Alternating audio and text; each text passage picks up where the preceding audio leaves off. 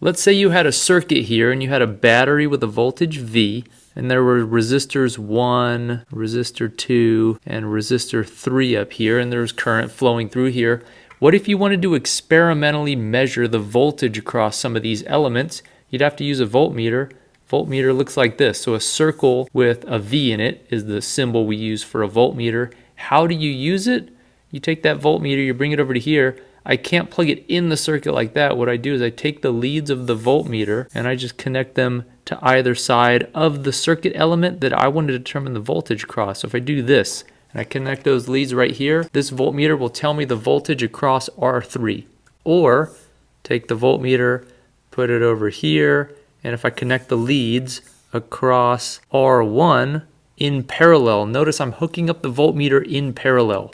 Voltmeters you always hook up in parallel. This now will tell me the voltage across R1, and if I wanted to make sure my battery was functioning correctly, I could take my voltmeter and I could hook up the leads across the positive and negative terminals of the battery and see if the voltage across the battery is what I think it is. That's how you use a voltmeter, always hooked up in parallel. But if I wanted to measure the current, I don't use a voltmeter, I use an ammeter. And for an ammeter, you do not hook up an ammeter in parallel with the element you're trying to measure. You'll probably blow out the ammeter. I've done it a few times. It's embarrassing. Don't hook up the ammeter in parallel. I'll tell you why in a minute.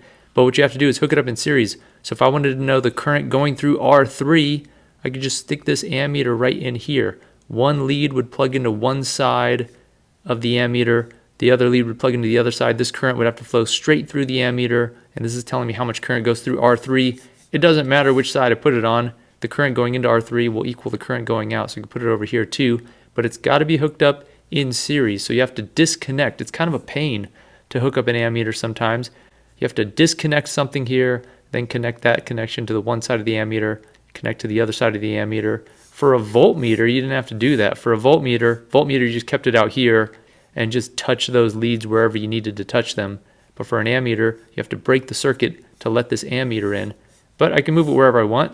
I can put it down here. That tells me the current in this strip. Again, ammeter's always hooked up in series with the element that you're trying to measure. So this ammeter position will let me measure the current that's flowing through the battery. But why is the voltmeter always hooked up in parallel and the ammeter always hooked up in series? We want the ammeter to be hooked up in series because we want to measure the current through a line in the circuit. We want to measure the current flowing through this resistor. So if we want to measure the current flowing through something, we need to make sure that the current flows through our ammeter, and that's how we get our reading. Because of this, people design ammeters with very little resistance. An ammeter has very little resistance. And the reason is, if you took this ammeter and it had a big resistance and you stuck it in here, you'd be changing how much current flowed through this part of the circuit. We don't want to do that. Whenever we measure something, we don't want to disturb it. So when I stick my ammeter in here, I don't want to disturb how much current was going through here. I wanted to know how much current flows without my ammeter being in there. So when I put my ammeter in there, it better have very little effect on this circuit. That's why we make this ammeter have a very small resistance. And that's also why you can't hook this ammeter up in parallel, because if you did, look at what would happen. This is why it's bad. If I took this ammeter and I hooked it up right here, and I hooked it the other side up right here, look at what the current's going to do. I've got current flowing through here. Current comes this way, goes this way, reaches this fork in the road, and it's got a choice. It can go to the left, or flow up through here and go through R3, or flow through my ammeter, but my ammeter has very little resistance. I mean small, maybe on the order of a milliohm. So all of this current that's flowing through here, all this current's going to choose to go through my ammeter. It's going to just skip all those resistors. Forget that. It just goes through the ammeter. If you've got a normal sized voltage, maybe 9 volts, 3 volts, hooked up to a milliohm, you're going to burn out your ammeter. There's usually a fuse in here because they know people are going to hook it up wrong. I've done that. And you burn out a fuse, you got to go replace the fuse, and it's a pain. So don't hook up your ammeter in parallel. What about voltmeters? Why do we hook those up in parallel? Well, a voltmeter is hooked up in parallel because we want to know the voltage across a circuit element. So on either side, voltage, remember, is defined to be the difference between electric potential at 2 points in space. It makes no sense to ask, what's the voltage through a certain point in a circuit? You can ask what current flows through that point in the circuit, but asking what the voltage is at a particular point in a circuit makes no sense The only thing that would make sense is asking what's the voltage across 2 points in a circuit. So I can ask what's the voltage between this point and that point. That makes sense. Or I can ask what's the voltage between this point and that point. That makes sense. But asking what's the voltage at a point or through a point makes no sense. That's what current is. Current flows through a point.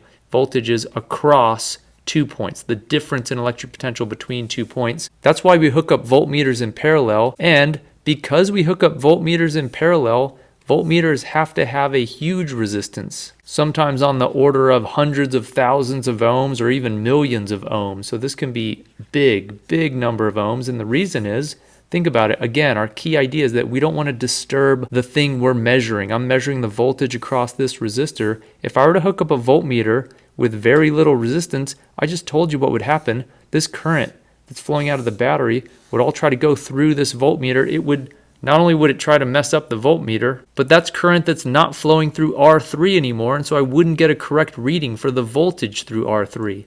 So we want to make sure our voltmeter has a big resistance so that, yes, I mean, technically a very small amount of current, maybe a milliamp, will flow through this voltmeter because it's got to take a reading. But we want as small amount as possible because we want to keep this current flowing through R3 the same as it was before we were measuring it, because I know V equals IR, and if I can measure this voltage across here, I want to make sure the current's the same or I won't be getting an accurate measurement for the voltage. You could ask what would happen if we did hook up the voltmeter in series instead of parallel. Voltmeters have a huge resistance, so if I stuck that here, the voltmeter has a huge resistance, you wouldn't break it. It's just that, think about what the current's going to do. Current comes out of this battery. It's got a choice. It can go up here through R3 and the voltmeter, or through R1 and R2. I said the voltmeter has hundreds of thousands, even millions of ohms. So this current's just all going to go this way. Forget that. It's going to skip this entirely. If you hook up a voltmeter in series instead of in parallel, you just kill off any current through this portion of the circuit that the voltmeter was hooked up in. You probably won't break it, so it's not as delicate as the ammeter, but you still mess up your measurement because it wasn't designed to be used that way. So remember, voltmeters are hooked up in parallel to the circuit element that you want to determine the voltage across, but ammeters are connected in series to the circuit element that you want to measure. And if you're sitting there thinking, I'm never going to hook up my ammeter in parallel, how dumb do you think I am? Well, got to be careful, because most multimeters are both voltmeters and ammeters depending on where you set the dial. So if you're sitting there all day measuring current with your ammeter setting, everything's going well, and then you go to measure a voltage but you forget to switch the dial to volts instead of amps, you'll be hooking up an ammeter in parallel erroneously. That's what happened to me. Don't let it happen to you. Check the dial on your multimeter. Make sure it's on the function that you want it to be so you don't burn out a fuse.